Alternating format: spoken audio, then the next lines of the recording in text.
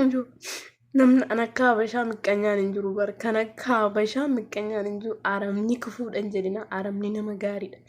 Miqqanyaan Habashaa nama wajjin dhalatte nama wajjin nyaattee nama biyya tokko nama afaan tokko dubbattu miqqanyaan kee isadha. Maaf akkan jedhe isinittani manneen ani jiru kun aramni kun guyyaa lama mucaa daa'ima xiqqoo ishii manatti cuftee oolchite jechaadha. Ana dhiyeeffaf jechaadha. Sababbii ishiin na dheessitee fi viidiyoo tana sheer godhaati. Ijoollee mana madaamii keessa lama ta'anii hojjetan. Kan amantaa isaanii gargartee biraan naagaa rabbiin isin qaba. Ittiin kaffaltan waa tokko hin jettan sheer godhaa diwiit godhaati ijoollee biraan naagaa. Waa rabbii keessi koo hagam akkana jeeqame guyyaa lamaan kana anatu beeka. Ani biyya kanatti duus jiraadhus homa sigiriin hin jiru dhugaa waaqa. Wanti rakkoo fidu hin jiru garuu kun otoo jarri kun kufuu akka mucayyoo sanaa ta'anii amaana irratti yaadan. Maal jettee itti himtu seetan? Siffitaa wayii morma kiyya irratti yaada. Haasaan qaallittiin irratti agarte. Maalinni kun sirratti ba'ee jette. Maalinni anuun agarreen jedhee. Kasaan gaafa footoo kaastee agarsiistu shiffitaadha. Yeroo biyya jiru irratti ba'a. Yeroo ho'u jiru jechaadha. Amala koo keessa yeroo ho'u jiru shiffitaan harka kiyyaa fi morma kiyyaa fi funyaanna funuunu amala kooti kun wanna jiru jechaadha. Kasaan gaafa mana obboleettii niitii ani bira dalaguu kana bira dhaqnu mucattiin kun musliimadha. Ortodoksii irraa gara musliimaa deemte. Kasaan maal jettee ittiin tisiisan? Arabittii kiyyatu mucaanaa qabaadha deemnee farmaasii deemnee kana binnee dhufna qoricha isaa laalchisnee ittiin ishii jettee obboleettii mucaa irraa qabdi. Kasaa gaafa maal jettee qaallittii obboleettii ishii san ittiin tisiisan? Inni micoorratti yaa'e kun jettee maarrabni guddinni kana hunda inni micoorratti yaa'e suni gatii ishiin kirrii ofirraa qabduufi kirrii gatii ofirraa qabduuf irratti yaa'ee ganaa mana guutuu balleessa ganaa manni guutuun ciccitu jette. Gaafa akkas jetteen amala arabaa kanuma beektan immoo waa ta'e waliin dhoksan wayii waliin qaban. Ishii jettee zimmetti ani duratti yeroo mana amantaa ortodoksii keessa jiru narratti yaa'eet maatii keenya guutuu irratti yaa'e ollaa keenya irratti darbeet erga gara amantaa musliimaa dhufne nurraa badee manni kun manni isaanii mana guutuu isaanii badee jettee araba kootti himte. Kaza gaafa jettee obboleettii sanitti himtu aramni koo obboleettiitti aramni sun obboleettiitti himte akkanatti. Kaza binnee gaafa dhufnu mucaa xiqqoo wayii qabdi natti dhufte. Gaafa mucaan natti dhuftu aramni naasuu nani nee bisma arfis qiddus ahadu amlaaq naasuu sinitti fakkaatin dhugaa waaqayyo naasuu hagana hin jedhamne nee maalinni jennaan haa yaaduma jette. Kan morma keetirraa kanaafi sirratti yaa'e jettee maarsii wayya hin kuttamoo na bira jiraatta jette maalinni jedheen gatii kun jiruuf jette kinoo natti himte miti isheen kasanatu jira illee biyya ormaatti namatti amaa baasuun barbaadu umaatti hin dubbanne zuuman jedhee callise ani mana keetiin ba'a malee wantan kana na kuchisiisu hin jiru yoo barbaade dooktoraani wanti kun hin darbaa jedhii gaafadhuun jedhee. Indarbaa jedhii doktara gaafa darbe anatu birrii damuusa kiyya keessa qoricha sinii bitamaatii mana keetii guutuudha garuu immoo sin barbaadu jette qaxxitaa ofirraa na gaggeessi malee ani kirrii kiyya kutee miti kanan mana kee keessa taa'uun jedheen. Haramni kufuudhaan jedhina kufuun Habashaa wajjiniin dhalatti Habashaa kan qoteessi awwaalu Habashaa mee namni kirrii kana hidhatee sababbii kirrii saniitii shiffitaan irratti yaa'e mana guutuu ollaa guutuu irratti balleesse amantaa ortodoksiitirraa gara musliimaa deemee fayye jedhu suni hunda'um cillima kanaanis qaba. Namnumti sun nattaa dhiyaatu. Namni sun naa dubbisu anatti bee jedhee namni sun naa dubbisu viidiyoo tana sheer godhati namoota hedduu irraa barattu barumsa sinii ta'a. Kufuudha Habashaan. Kufuu caalu Habashaadha. Dhugaa.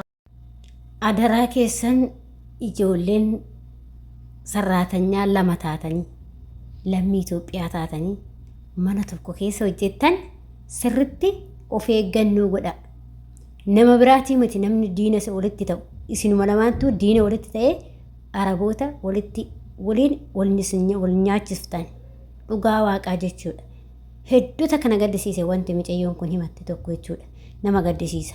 waan ofii keenya walirratti raawwannu garagallee immoo araboota jenna. Dhugaa waaqayyo ofumaa wal nyaachifna jechuudha. Xiqqaas ta'u guddaas ta'u amantaan keenya kiristaana ta'e musliima ta'e nuti lammummaan keenya Itoophiyaadhaan himatamna. Garuu ati kasi jaalachiisu hojii amantaa kee osoo hin taane hojii keetiin jarri si jaalata malee amantaa keetiin miti. Dhugaas hin jedha. Akkasuma immoo ijoolleen kiristaanaa kan biyyaa baanee fi hojjechuudhaaf malee amantaa keenya jijjiiruuf miti. Kanaaf warroonni akkasitti fudhatanii waan hin taane waan hamaatti ol yaaddanii of qusadhaa. Of qusadhaa isinumti ofumaaf qusadhaa. Dhugaa gisee tokko tokko arabootatu badaadhaa warra arabaatatu badaadhaa jenna.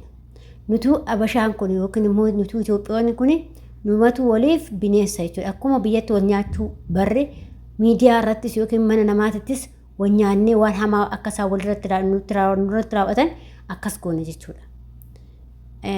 Ashamaa akkam jirtu hordoftoota kabajamtoota chaanaala kootii kan biyya keessaa kan biyya alaa bakka jirtetti nageenyi waaqayyo isin haa baatu. Akkam jirtu kan obboleettiin keessan nagaa guutuun qaba galata waaqayyo. Egaa obboloota koo akkuma viidiyoo dura agartan obboleettii keenya kana jechuudha. Obboleettiin keenya kun mucayyoo kiristaanati jechuudha. Akkuma anaati isheenis kiristaana. Akkuma anaa mana arabaa keessa hojjetti biyya arabaa jechuudha. Mucayyoon takka immoo kristaan taatee gara musliimaa deebitee musliimaa irraa gara kristaan irraa gara musliimaatti amantaa ishee jijjiirrattee jiraatti jechuudha. Na ijoolleen kun lama mana tokko hojjetu. Mana tokko kan hojjetan irratti mucayyoon tuni akka carraa ta'ee mucayyoo kiristaanaa sani waa wayii shif qaama ishee irratti jedhe. Gaafa qaama ishee irratti shif jedhu wanti kuni sababa ati kirrii hidhatteef sababa masqalii ofirraa qabduuf jettee arabootatti himtee isinitti darbaa anuu kanatti amantii musliimaa qabadhee akkas jettee ra'attee jara kanatti himtee jechuudha. Mucayyoo kanaan immoo maal jette madaamin ishii isuma garagaltee gaafa yookiin kirrii kana ofirraa kuttee mana koo hojjechuu dandeessa malee hin hojjettu jettee isinitti darbaa jennaan. Maaliif anillee akkas nu godhe jetteen mee ilaalaa daba ishii kana jechuudha. Daba ilmi namaa warratti yaadu bineensi warratti yaadu arabni kun sirratti yaadu araba nuti Itoophiyaan kun warratti yaadu arabni nurratti yaadu jechuudha.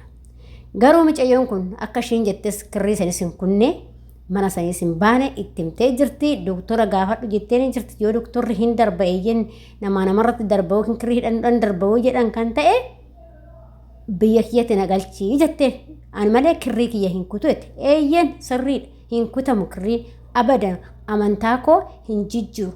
Lubbuu koo itti dhaba malee osoo anas ta'e jechuudha. Garuu warroonni waan akkasii daldaltan warroonni akkas jettan kana atillee kaddaamadha anillee kaddaamadha.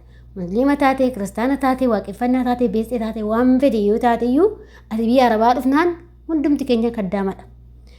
Ijoollee musliimaa algaarra ciibsanii ijoollee kiristaanaatiif hojjedhaan jenne gaafa ati sitti dubdanii yookiin rakkinni tokko irra gahe ati musliima jedhanii kasi dhiisanii miti hubadhaa akkasitti ijoollee. Nuti hundi keenya nuti Itoophiyaadha. Amantaan keenya garagaras taanuti. Garuu numatu biyya ormaa keessatti illee amantaadhaan kutaa wal qoodee akka nama kunoo akka waan araboonni amantaadhaan fuutee waaqatti ol lubaatti wayii akkas taatan. Laa isaas hin jaalattu amantaadhaan miti kas jaalatan lubbuu hojii keenyatu nu jaalachiisa. Hojii keeti. Hojii kee qofa kas jaalachiisu. Isaan kan jaalatan hojiidha bakka hojii ati hojjettuu fi kaayyoo hojjettuu fi nyaata hojjettuu fi daa'ima isaanii akkaataa itti qulqulleessitu akkaataa itti ibsitu mana isaanii waan isaanii kan qabdu yoo ta'e isaan dhimma amantaa irraan qaban kan ofiisa hordofatu malee ati waan barbaadde yoo amante goota amantaa keetti godhata amantaa kanas hin jedhani guyyaa takka amantaa akkana waan akkasii waliin beekan jechuudha. Kanaaf warroonni akkasitti wal nyaachisuu ijoollee walii lammii tokko taatanii wal nyaachisuudhaaf deemtani isiniif hin milkaa'u. Dhugaa waaqas ni jedha. Fakkeenya mee ijoollee ani wagaa fi isinirraa qaba. Warrumti isin maalidhaa isin warra arbaa dhuftanii firfaarii arbaa nyaattanii kushiina arbaa dhixxanii shintibeetii arbaa dhixxan jettan. Qoy isin algaarra teechuu ijoollee musliimaa dhiifama naa godhaan ijoollee musliimaa nan jaalladha. Sirriitti jaalladha. Maaliif ani waliin guddadhe kan musliima waliin guddadhe waliin nyaannee waliin barannee waliin awwaalli keenya zargiin keenya tokko waan ta'eef maaliif walirraa awwaaluu gaddaaf gammachuu jechuudha. Garuu kan miidiyaa kana gubbaatti arge qoy warri biyya gurguddaa deemu kuni fakkeenya Ameerikaa yoo fudhadhe Ameerikaa keessa akka Ameerikaan hundi isaa kiristaana achitti warri musliimaa achi dhaqisuun amantaa jiruuf deeme hin shawwadee minaa ijoollee namni amantaa ofii gurguruu fi miti kan deeme of jijjiiruu hojjechuu hundumti keenyaa jechuudha. bakkuma kamittu yoo ta'e hojjechuudhaaf malee ilmi namaa kan biyyaa ba'uuf amantaa ofii jijjiiruuf himate jechuudha. Kunoo musliimni Awurooppaa, Ameerikaa, Kanaadaa keessa kan jiraatu kiristaana keessa jiraatan. Maaliif amantaa isaanii jijjiiru? Hojjechuudhaaf of jijjiiruudhaaf biyya guddatan keessa of jijjiiruudhaaf fataa jedhanii. Isaayyuu nutu osoo waan dandeenye ta'eeti achi deemnee achirratti guddanna malee namni amantaa jijjiiruu miti. Amantaa jijjiiruuf hin deemu ilma namaa biyya kamiyyuu hoo deeme jechuudha. Of jijjiiruudhaaf deeme jechuudha. Hundumti keenya jechuudha. Ijoolleen musliimaa algaarra ciistanii ijoolleen kiristaanaa qofti hin hojjenne hunduma keenya hojjenne gaafa rakkinni tokko nurra gu'aati kiristaan ati musliima taa'e algaarra yookiin immoo laala isin xunnu hin jedhan hunduma keenya walitti qabanii nu cafarcaaru jechuudha. Maccaqsi godhu jechuudha. Kanaaf of eeggadhaa isintu lammii tokko waliin mirmadhaa kutaa amantaan gandaa waliin qoodina. Isin kan waanuma biyya waan irratti akkuma siyaasaa bartanitti biyya ormaa keessatti illee siyaasa gooftani. Dhugaa waaqaa jechuudha nama guddaa.